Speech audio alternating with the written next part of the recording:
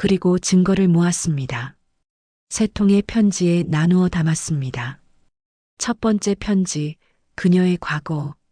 당신이 지금 읽고 있는 것입니다. 두 번째 편지, 독극물의 증거. 세 번째 편지, 그녀의 다음 계획. 이 편지를 찾은 당신, 부디 나를 구해 주십시오. 그리고 그녀를 막아 주십시오. 더 이상의 희생자가 나오기 전에. 두 번째 편지는 침실 화장대 밑에 숨겨두었습니다. 세 번째 편지는 지하 와인 저장고에 있습니다. 세 편지를 모두 모아야 완전한 증거가 됩니다. 시간이 얼마 남지 않았습니다. 그녀는 이번 주 안에 나를 죽일 계획입니다. 부탁합니다. 강민호. 편지를 다 읽는 순간 저는 온몸이 얼어붙었습니다. 이번 주 안에, 오늘이 수요일, 72시간도 채 남지 않았습니다. 휴대폰을 확인했습니다. 10시 15분. 서연우가 돌아오려면 아직 1시간은 남았습니다. 두 번째 편지, 침실 화장대. 저는 편지를 품에 넣고 서재를 나왔습니다. 창문을 조심스럽게 닫고 정원을 지나 본체로 들어왔습니다. 오전 10시 20분, 2층 침실에 도착했습니다. 회장님 찾았어요. 첫 번째 편지. 제가 말씀드렸습니다. 고마워요. 다음은 회장님이 말씀하셨습니다. 침실 화장대요. 부인 방이죠? 제가 물었습니다. 회장님이 고개를 끄덕이셨습니다. 조심해. 그녀가 돌아오면. 회장님이 걱정하셨습니다. 알아요. 빨리 다녀올게요. 제가 대답했습니다. 복도 끝 주침실로 향했습니다. 문을 열자 짙은 향수 냄새가 났습니다. 서연우의 방이었습니다. 킹사이즈 침대, 거대한 옷장, 그리고 화장대가 있었습니다. 화장대는 고급스러웠습니다. 수십 개의 화장품이 가지런히 놓여 있었습니다. 저는 무릎을 꿇고 화장대 밑을 확인했습니다. 손을 넣어 더듬었습니다. 아무것도 없었습니다. 어디 있지? 더 깊숙이 손을 넣었습니다. 그때 뭔가 만져졌습니다. 테이프로 붙어 있었습니다. 조심스럽게 떼어냈습니다. 편지였습니다. 두 번째 진실, 독의 증거. 손이 떨렸습니다. 바로 그때 현관문 열리는 소리가 들렸습니다. 다녀왔어요. 서연우의 목소리였습니다. 심장이 멈추는 것 같았습니다. 벌써? 병원 갔다 온 거야? 저는 편지를 재빨리 주머니에 넣었습니다. 그리고 화장대 서랍을 열었습니다. 발소리가 계단을 올라왔습니다. 수진 씨, 어디 계세요? 서연우가 불렀습니다. 여기요. 제가 대답했습니다. 문이 열렸습니다. 서연우가 서 있었습니다. 여기서 뭐 하세요? 그녀의 목소리가 차갑게 가라앉았습니다. 아, 청소하고 있었어요. 회장님 침대 시트 가려고 하는데 새 시트가 어디 있는지 몰라서요. 제가 설명했습니다. 새 시트는 1층 창고에 있어요. 서연우가 말했습니다. 아, 그렇군요. 몰랐네요. 제가 대답했습니다. 그래요? 근데 왜 제 화장대 서랍을 열었죠? 그녀가 한 걸음 다가왔습니다. 혹시 여기 있나 싶어서요. 제가 대답했습니다. 시트가 화장대에 있을 리 없잖아요. 그녀가 다시 물었습니다. 죄송해요. 제가 실수했네요. 저는 자연스럽게 서랍을 닫으려 했습니다. 그때 서연우의 손이 제 손목을 잡았습니다. 수진 씨, 그녀의 눈빛이 날카로웠습니다. 뭘 찾으셨어요? 아무것도 안 찾았는데요. 제가 대답했습니다. 정말요? 그녀가 제 눈을 뚫어지게 쳐다봤습니다. 긴장감이 흘렀습니다. 병원 다녀오셨어요? 빠르시네요. 제가 주제를 돌렸습니다. 약 처방만 받으면 되니까요. 그나저나 수진 씨, 서연우가 말했습니다. 네. 오늘 좀 일찍 퇴근하세요. 네. 왜요? 제가 놀라 물었습니다. 오늘 밤에 중요한 손님이 와요. 방해받고 싶지 않아서요. 서연우가 설명했습니다. 무슨 손님인데요? 제가 물었습니다. 변호사요. 남편 유원장 정리할 거예요. 유원장이라는 말에 제 심장이 뛰었습니다. 회장님이 살아계신데 벌써 유원장. 회장님 상태가 그렇게 안 좋으세요? 제가 물었습니다. 머지 않았어요. 의사 선생님도 그러시더라고요. 서연우가 대답했습니다. 거짓말이었습니다. 회장님은 건강하셨습니다. 서연우가 약을 먹이지만 않는다면 그럼 오늘은 점심 식사만 도와드리고 갈게요. 제가 말했습니다. 그래요. 그게 좋겠네요. 서연우가 미소 지었습니다. 하지만 그 미소는 위협적이었습니다. 오후 12시 점심시간이었습니다.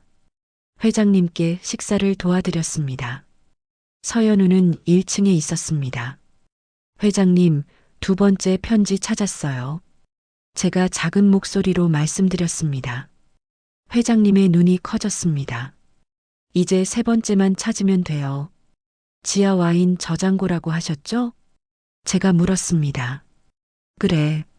하지만 회장님이 말씀하셨습니다. 하지만요? 제가 물었습니다. 오늘 밤 그녀가 변호사를 부른다고 회장님이 떨리는 목소리로 말씀하셨습니다. 알아요. 들었어요. 제가 대답했습니다. 유원장이 아니야. 날 죽일 거야. 회장님의 목소리가 떨렸습니다. 변호사 행세하는 공범일 거야. 함께 회장님이 설명하셨습니다.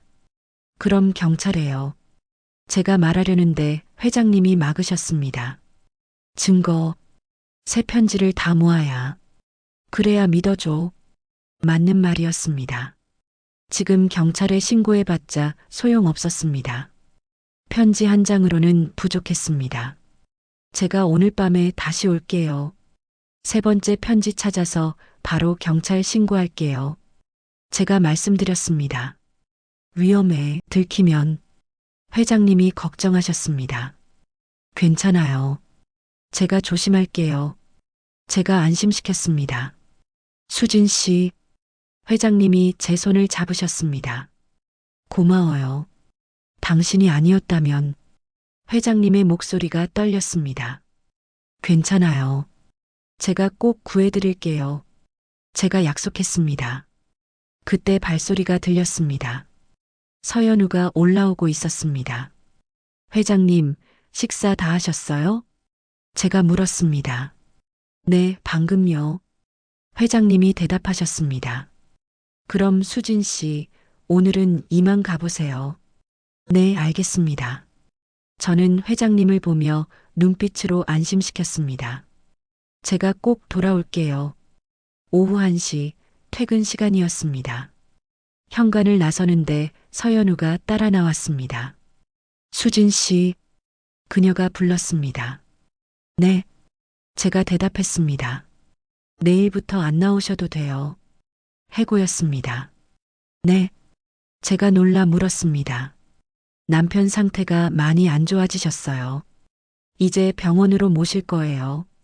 서연우가 설명했습니다. 하지만 아직요. 제가 말하려는데 그녀가 끊었습니다. 수고하셨어요. 이건 마지막 급여예요. 그녀가 봉투를 건넸습니다. 두툼했습니다. 그동안 고생하셨어요. 이제 가보세요. 서연우가 말했습니다. 회장님께 인사라도요. 제가 말하려는데 그녀가 막았습니다. 필요 없어요. 남편은 이미 수진 씨를 기억 못 하시거든요. 거짓말이었습니다. 회장님은 모든 걸 기억하고 계셨습니다. 알겠습니다. 저는 봉투를 받고 돌아섰습니다. 대문을 나서며 뒤를 돌아봤습니다. 서연우는 여전히 현관에 서서 저를 지켜보고 있었습니다. 그녀의 미소는 승리의 미소였습니다. 오늘 밤이군. 회장님을 죽일 날, 저는 절대 그렇게 두지 않을 것입니다. 오후 2시 카페에 도착했습니다. 집으로 가는 대신 근처 카페로 왔습니다. 2통의 편지를 다시 꺼내 읽었습니다. 첫 번째 편지는 서연우의 과거 범죄를 나열했습니다. 두 번째 편지를 펼쳤습니다. 이 편지를 찾았다면 당신은 이미 내 상황을 이해했을 것입니다. 이제 증거에 대해 말하겠습니다. 서연우는 독극물을 사용합니다. 하지만 일반적인 독이 아닙니다. 검시에서도 발견하기 어려운 특수한 약물입니다. 나는 지난 6개월간 그녀가 내게 먹인 음식과 약을 몰래 보관했습니다. 지하와인 저장고 1978년산 샤토 라피트 병 안에 겉보기엔 와인이지만 안에는 증거물들이 들어 있습니다. 약 샘플, 음식 샘플, 그녀가 병원에서 받아온 처방전 사본, 또한 그녀의 노트북 백업 파일도 함께 넣어두었습니다. USB에 담겨 있습니다. 그 안에는 이전 남편들의 사망 보고서, 보험금 수령 기록, 그녀의 다양한 신분증 사본, 은행 계좌, 이체 내역이 들어 있습니다. 모두 그녀의 범죄를 입증하는 결정적 증거입니다. 하지만 가장 중요한 것은 세 번째 편지입니다. 그 편지에는 그녀의 다음 계획이 담겨 있습니다. 언제, 어떻게 나를 죽일 것인지, 그리고 그녀의 공범이 누구인지. 세 편지를 모두 모아 경찰에 가십시오. 그러면 그녀를 막을 수 있습니다. 서두르십시오. 시간이 없습니다. 강민호. 편지를 덮었습니다. 1978년산 샤토 라피트. 수백만 원대 와인. 그 안에 증거가 숨겨져 있다니. 회장님의 치밀함에 감탄했습니다. 하지만 문제가 있었습니다. 오늘 밤 서연우는 회장님을 죽일 계획입니다. 그 전에 제가 와인 저장고에 침입해서 증거를 찾아야 했습니다. 저는 시계를 봤습니다. 오후 2시. 해가 지려면 아직 4시간. 밤이 되기를 기다려야 했습니다. 저는 휴대폰을 꺼내 검색했습니다. 강민호 회장 아들이라고 입력했습니다. 기사가 떴습니다. 강지훈 씨, 실리콘밸리 IT 기업 대표. 한국 돌아갈 생각 없다. 미국 시민권 취득. 사진 속 강지훈은 40대 초반으로 보였습니다. 아버지인 회장님과 닮았습니다. 전화번호를 찾았습니다. 회사 번호가 있었습니다. 시차를 계산했습니다. 미국 서부는 지금 밤 10시. 하지만 급한 상황이었습니다. 저는 전화를 걸었습니다. 안녕하세요. 영어로 인사하는 목소리가 들렸습니다. 안녕하세요. 강지훈 대표님과 통화할 수 있을까요? 제가 한국어로 말했습니다. 누구시죠? 영어로 물었습니다. 저는 아버님의 요양보호사입니다. 급한 일이 있어서요. 제가 설명했습니다. 잠시만 기다리세요. 대기 음악이 흘렀습니다. 손에 땀이 났습니다. 여보세요? 남자의 목소리였습니다. 낮았지만 피곤해 보였습니다. 강지훈 대표님이신가요? 제가 물었습니다. 네. 누구시죠? 그가 대답했습니다. 저는 이수진이라고 합니다. 아버님의 요양보호사입니다. 제가 자기소개를 했습니다. 아버지가 뭔가 잘못되셨나요? 그의 목소리가 긴장했습니다. 네. 정확히 말하면 아버님이 위험합니다. 제가 말했습니다. 무슨 소리예요? 그가 물었습니다. 서연우 씨가 아버님을 죽이려고 합니다.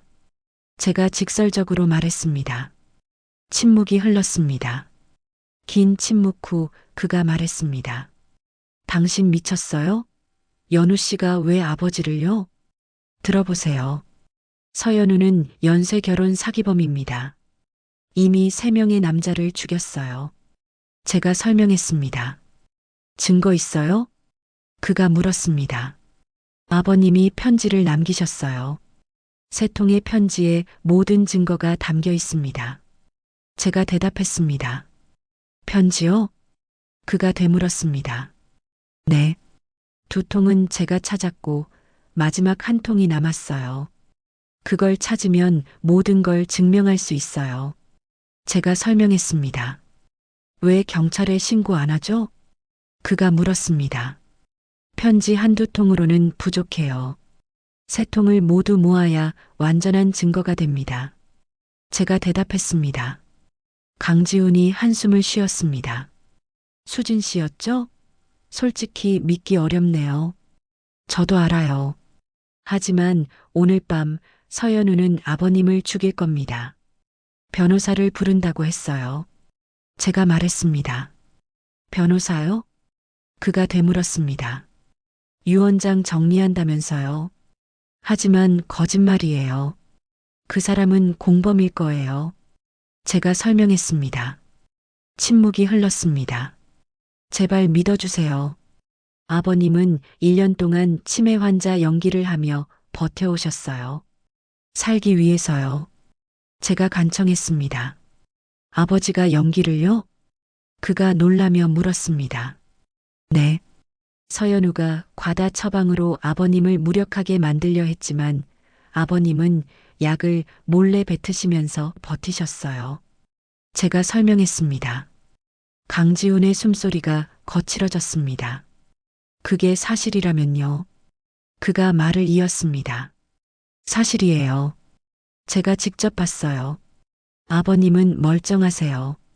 치매 같은 거 없어요. 제가 강조했습니다. 제기랄. 강지훈이 욕을 뱉었습니다. 제가 지금 당장 한국행 비행기를 탈게요. 하지만 도착하려면 최소 15시간이요. 그가 말했습니다. 늦어요. 오늘 밤이에요. 제가 말했습니다. 그럼 어쩌란 말이에요? 그가 물었습니다. 제가 오늘 밤에 집에 침입해서 마지막 편지를 찾을게요. 그리고 바로 경찰에 신고할게요. 제가 계획을 말했습니다. 너무 위험해요. 만약 들키면요. 그가 걱정했습니다. 다른 방법이 없어요. 강지훈이 긴 한숨을 쉬었습니다. 알겠어요. 제가 한국 경찰에 연락할게요. 친한 경찰 간부가 있어요. 오늘 밤 10시에 아버지 집 근처에 대기시켜 놓을게요. 그가 말했습니다. 고맙습니다. 제가 감사 인사를 했습니다. 수진 씨, 조심하세요. 연우 씨가 정말 당신 말대로라면 그녀는 위험한 사람이에요. 그가 경고했습니다. 알아요. 제가 대답했습니다. 부탁합니다. 아버지 좀 부탁해요. 그의 목소리가 떨렸습니다. 꼭 구해드릴게요. 제가 약속했습니다. 전화를 끊었습니다. 이제 준비를 해야 했습니다. 오늘 밤 저는 회장님 댁에 침입할 것입니다. 오후 6시 해질녘이었습니다. 집으로 돌아와 준비했습니다.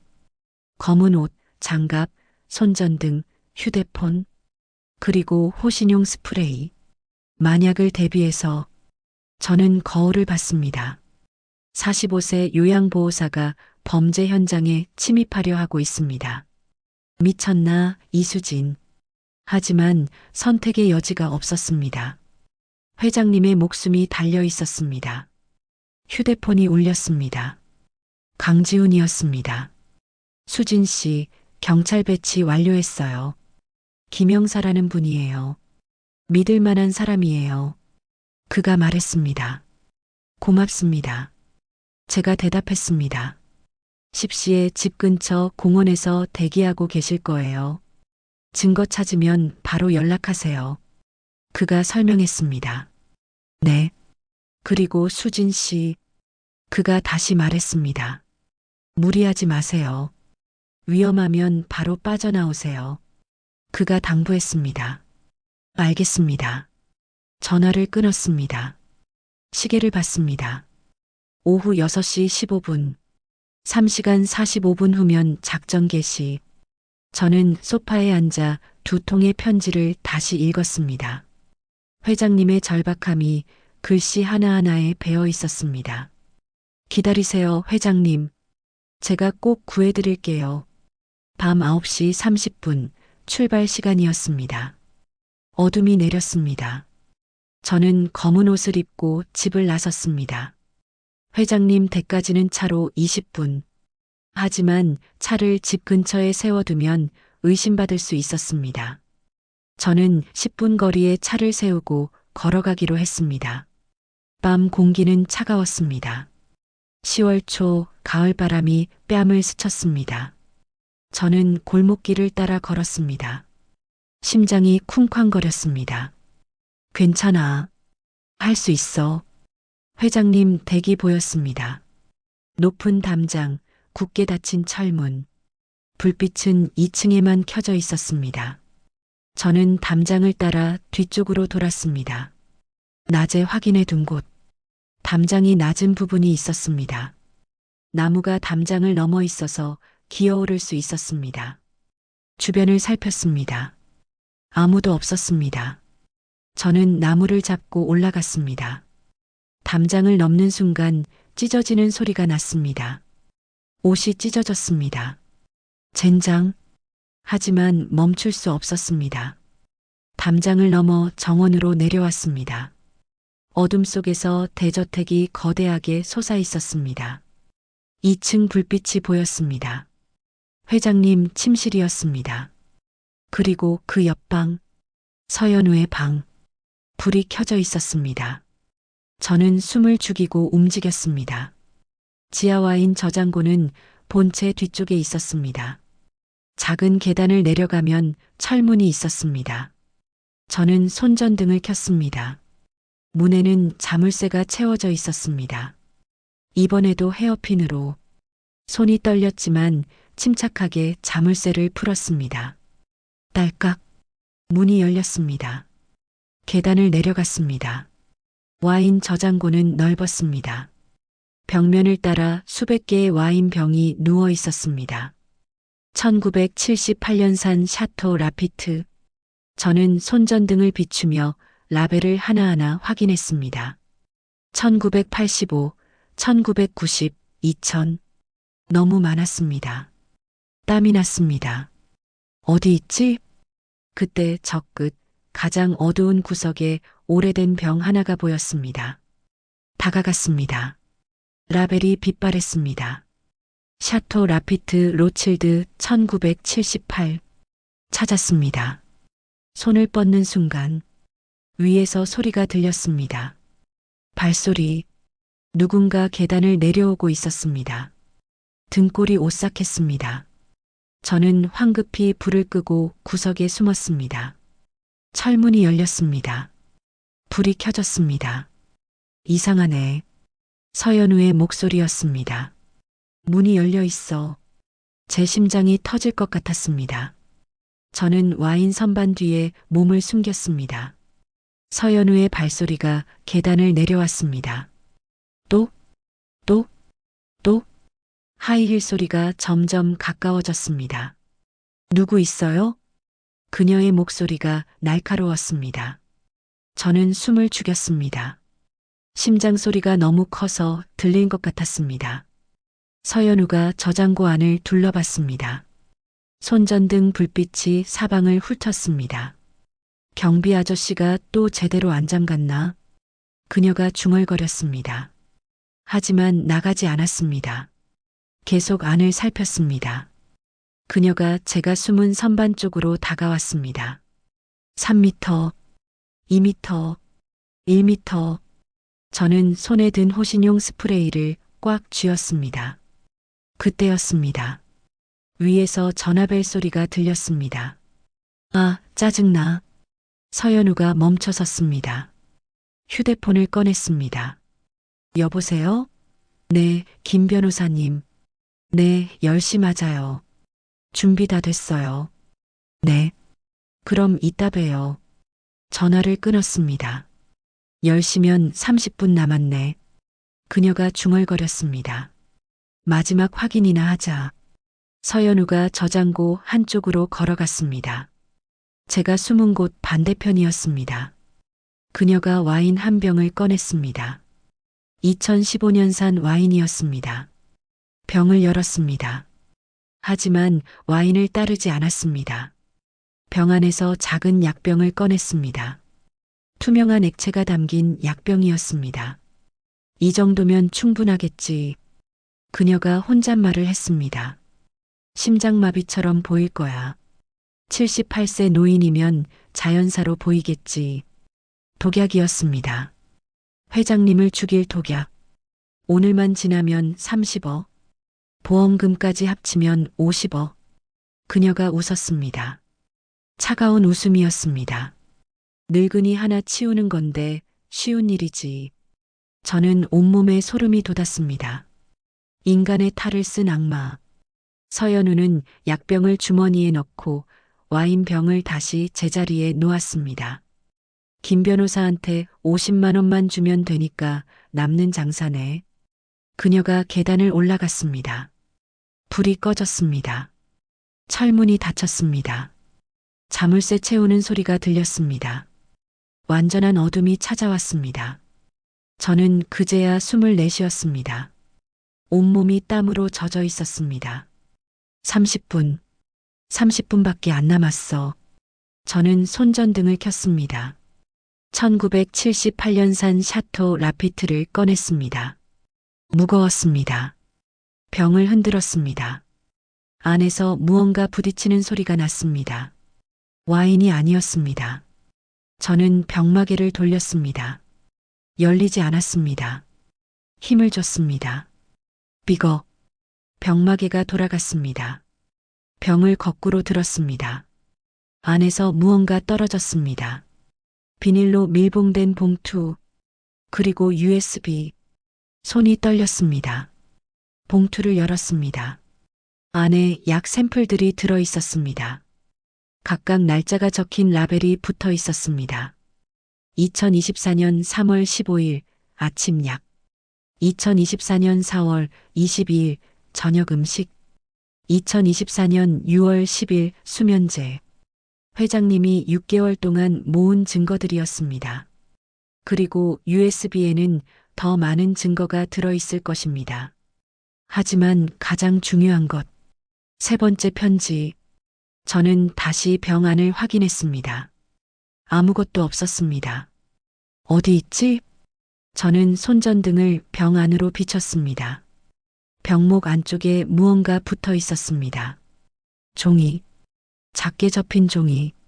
저는 조심스럽게 손가락을 넣어 종이를 꺼냈습니다. 세 번째 진실, 최후의 증거. 찾았습니다. 손이 떨렸습니다. 종이를 펼쳤습니다. 이 편지를 읽는 당신. 당신은 나의 구원자입니다. 세 편지를 모두 찾았다면 이제 진실을 밝힐 시간입니다. 서연우의 계획은 이렇습니다. 2024년 10월 9일 수요일 밤 10시 김재욱이라는 변호사가 집에 올 것입니다. 하지만 그는 진짜 변호사가 아닙니다. 그는 서연우의 공범입니다. 함께 4건의 살인을 저질렀습니다. 그날 밤 그들은 나를 독살할 것입니다.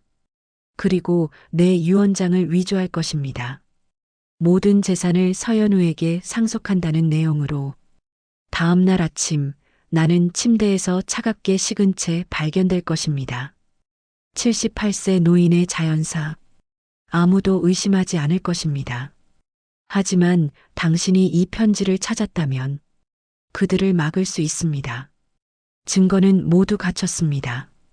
그녀의 과거 범죄 기록, 첫 번째 편지, 독극물 증거, 두 번째 편지와 USB, 범행 계획, 이 편지. 경찰에게 모든 것을 제출하십시오. 그리고 부디 그들이 오기 전에 10시 전에 경찰이 도착해야 합니다. 현행범으로 체포해야 합니다. 그래야 확실합니다. 당신이 누구인지 모르지만 내 마지막 희망을 걸었습니다. 부탁합니다. 나를 구해 주십시오. 그리고 아들 지훈에게 전해 주십시오. 아빠는 끝까지 싸웠다고, 사랑한다고. 강민호. 편지를 읽는 순간 눈물이 났습니다. 회장님의 절박함이 글자 하나하나에 배어 있었습니다. 저는 편지와 증거들을 가방에 넣었습니다. 시계를 봤습니다. 밤 9시 55분. 5분 후면 김재욱이 도착합니다. 저는 철문으로 달려갔습니다. 하지만 문은 밖에서 잠겨 있었습니다. 제기랄. 저는 문을 두드렸습니다. 하지만 너무 두꺼웠습니다. 소리가 새어나가지 않았습니다. 갇혔습니다. 와인 저장고에 갇혔습니다. 밤 10시였습니다. 저는 미친 듯이 문을 두드렸습니다. 도와주세요. 여기 사람 있어요. 하지만 대답이 없었습니다. 지하 저장고는 방음이 잘 되어 있었습니다. 아무도 들을 수 없었습니다. 휴대폰을 꺼냈습니다. 강지훈에게 전화를 걸었습니다. 여보세요. 저 갇혔어요. 제가 소리쳤습니다. 뭐라고요? 그가 놀라 물었습니다. 와인 저장고에 갇혔어요. 증거는 다 찾았는데 밖으로 못 나가요. 제가 설명했습니다. 김영사한테 연락할게요. 지금 당장? 그가 말했습니다. 전화가 끊겼습니다. 저는 다시 문을 두드렸습니다. 발로 차고 어깨로 들이받았습니다. 하지만 철문은 꿈쩍도 하지 않았습니다. 그때 위에서 목소리가 들렸습니다. 초인종 소리가 들렸습니다. 어서 오세요, 김 변호사님. 서연우의 목소리였습니다. 늦어서 죄송합니다. 남자의 목소리였습니다. 김재욱? 그들이 들어왔습니다. 남편은 어디 있어요? 김재욱이 물었습니다. 2층이에요. 올라가시죠. 서연우가 대답했습니다. 발소리가 멀어졌습니다. 저는 절망했습니다. 회장님, 그때 휴대폰이 울렸습니다. 강지훈이었습니다. 수진 씨, 김영사가 5분 안에 도착해요. 그가 말했습니다. 5분이면 늦어요. 지금 당장 저를 꺼내줘야 해요. 제가 소리쳤습니다. 어떻게요? 제가 미국에 있는데요. 그가 답답해했습니다. 집 현관 비밀번호 아세요? 제가 물었습니다. 아, 네. 아버지 생신이에요. 1946년 3월 7일. 460307. 그가 대답했습니다. 고맙습니다. 제가 말했습니다. 저는 전화를 끊고 생각했습니다. 비밀번호를 알아도 소용없었습니다. 제가 나갈 수 없었으니까. 저는 저장고 안을 둘러봤습니다. 다른 출구가 있을까? 환기구라도? 손전등을 사방에 비췄습니다. 구석에 작은 환기구가 보였습니다. 하지만 너무 작았습니다. 사람이 지나갈 수 없었습니다. 그때 천장을 보았습니다. 환기 덕트가 있었습니다. 혹시? 저는 와인 상자를 쌓았습니다. 하나, 둘, 셋. 올라갔습니다. 손을 뻗어 덕트 커버를 밀었습니다.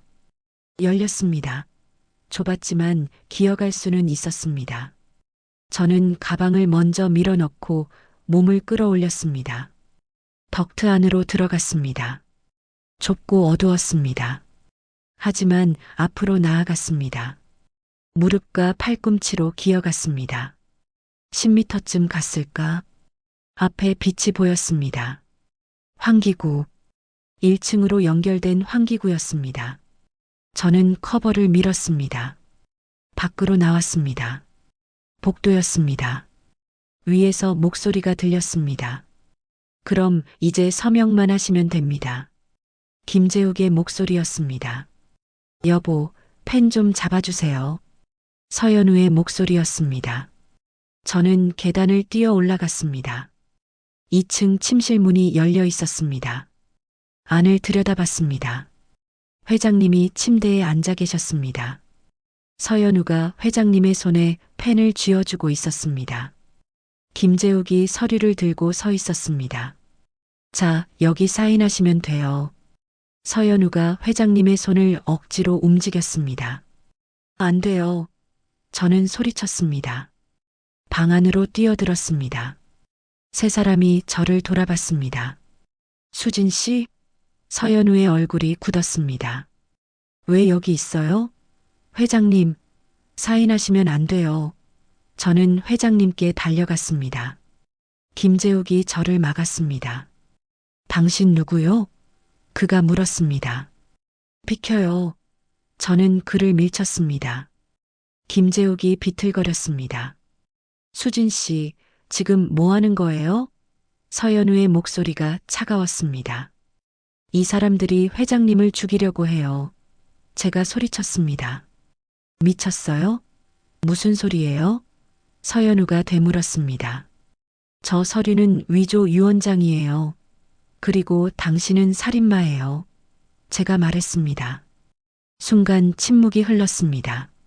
서연우의 얼굴에서 미소가 사라졌습니다. 증거 있어요? 그녀가 물었습니다. 있어요. 저는 가방에서 세 통의 편지를 꺼냈습니다. 회장님이 남기신 편지, 그리고 USB, 당신의 모든 범죄가 담겨 있어요. 제가 말했습니다. 서연우의 눈빛이 변했습니다. 차가운 눈빛이었습니다. 계산적이던 미소는 온데간데 없었습니다. 김 변호사, 서연우가 불렀습니다. 네, 김재욱이 대답했습니다. 저 여자 막아요. 서연우가 명령했습니다. 김재욱이 저를 향해 다가왔습니다. 저는 뒤로 물러섰습니다. 가까이 오지 마세요. 제가 경고했습니다. 저는 호신용 스프레이를 꺼냈습니다. 오면 뿌릴 거예요. 겁만 줘서 되겠어요? 김재욱이 비웃었습니다. 그냥 내놓아요. 그 편지들. 싫어요. 제가 거부했습니다. 김재욱이 달려들었습니다. 저는 스프레이를 뿌렸습니다. 으악! 김재욱이 눈을 감싸쥐고 바닥에 쓰러졌습니다. 이 여자가, 서연우가 저를 향해 왔습니다. 하지만 그때 현관문 부서지는 소리가 들렸습니다. 경찰이다. 움직이지 마. 계단을 뛰어 올라오는 발소리가 들렸습니다. 손들어. 다들 손들어. 3명의 경찰이 들어왔습니다. 맨 앞에 30대 남자였습니다. 김영사입니다. 신고받고 왔습니다. 그가 말했습니다. 저는 그 순간 무릎이 풀렸습니다. 형사님, 저 증거요. 저는 편지와 USB를 내밀었습니다. 김영사가 받아들었습니다. 서연우 씨, 강민호 씨 살인 미수 혐의로 체포합니다. 김영사가 선언했습니다. 뭐라고요? 증거가 어디 있어요? 서연우가 소리쳤습니다. 여기 다 있습니다. 김영사가 편지를 들었습니다. 그리고 현행범입니다. 위조 유언장 작성 시도. 그건요. 서연우의 얼굴이 창백해졌습니다. 김재욱 씨도 공범 혐의로 체포. 김영사가 말했습니다. 경찰들이 수갑을 채웠습니다. 나 억울해요. 아무것도 안 했어요. 서연우가 소리쳤습니다. 하지만 경찰은 그녀를 끌고 나갔습니다. 김재욱도 함께. 방안이 조용해졌습니다. 저는 회장님께 다가갔습니다. 회장님 괜찮으세요? 제가 물었습니다. 회장님이 저를 보셨습니다. 그 눈에는 눈물이 가득했습니다. 고마워요. 수진 씨 정말이요. 회장님의 손이 떨렸습니다. 1년 동안 견뎌온 시간, 죽음의 공포 속에서 버텨온 시간, 이제야 끝났습니다. 이제 괜찮으세요? 다 끝났어요. 저는 회장님의 손을 잡았습니다. 그 손은 따뜻했습니다. 살아계신 따뜻한 손이었습니다. 3개월 후 2025년 1월이었습니다. 법정은 사람들로 가득했습니다. 서연우와 김재욱의 최종 선고 공판이었습니다. 저는 방청석에 앉아 있었습니다. 옆에는 강지훈이 앉아 있었습니다. 수진 씨, 긴장되시죠? 그가 물었습니다. 네, 조금요. 제가 대답했습니다. 판사가 입장했습니다. 피고인 서연우, 판사가 불렀습니다. 서연우가 일어섰습니다. 3개월 사이 많이 야위었습니다. 화려했던 모습은 온데간데 없었습니다. 피고인은 2015년부터 2024년까지 총사건의 살인 미수 및 살인 혐의 사문서, 위조, 사기 혐의로 기소되었습니다. 판사가 판결문을 읽기 시작했습니다. 증거 자료를 검토한 결과 피고인의 범행이 명백히 입증되었습니다. 회장님이 남긴 편지들, USB에 담긴 자료들, 그리고 제 증언, 모든 것이 그녀의 범죄를 증명했습니다. 피고인 서연우에게 무기징역을 선고합니다. 판사가 말했습니다. 아니에요. 억울해요. 서연우가 소리쳤습니다. 하지만 법정은 그녀의 외침을 무시했습니다. 피고인 김재욱에게 징역 15년을 선고합니다. 판사가 이어서 말했습니다. 선고가 끝났습니다. 정의가 실현되는 순간이었습니다. 방청객들이 박수를 쳤습니다. 저는 눈물을 흘렸습니다. 회장님을 구했습니다. 그리고 다른 희생자가 나오는 것을 막았습니다. 수진 씨 고생하셨어요. 강지훈이 제 손을 잡았습니다. 아니에요. 당연한 일을 했을 뿐이에요. 제가 대답했습니다. 아버지가 수진 씨를 만나서 정말 다행이었어요.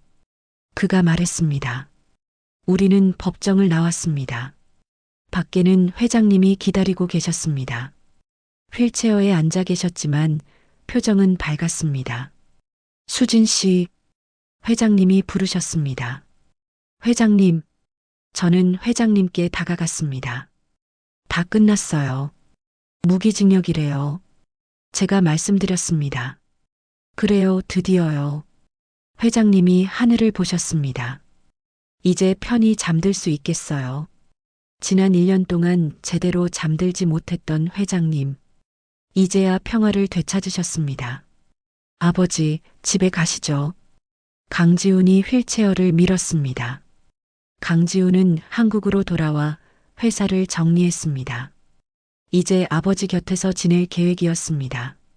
수진 씨도 같이 가시죠. 그가 말했습니다. 저는 괜찮아요. 집에 가야요. 제가 사양했습니다. 수진 씨, 회장님이 제 손을 잡으셨습니다.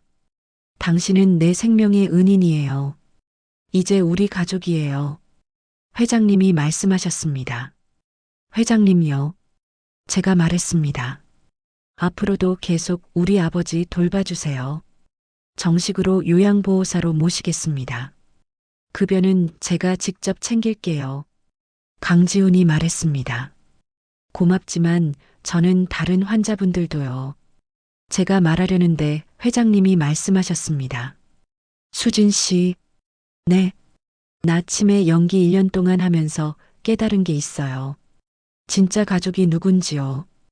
회장님의 눈에 눈물이 맺혔습니다.